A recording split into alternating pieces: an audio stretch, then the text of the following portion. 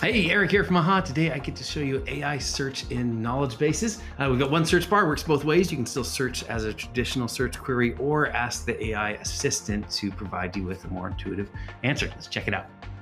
Okay, here we are on the support site for AHA Knowledge. It runs on AHA Knowledge, big surprise there. Over at left, we've got support articles for everything you'd want to know about the product, but if you don't want to read through those like a book, we've also got a search bar. You know what one of these are. Let's get a little meta and ask about AI capabilities. Now, because I phrased this like a question, then in addition to traditional search results, I'm also getting a bespoke post here from the AI assistant.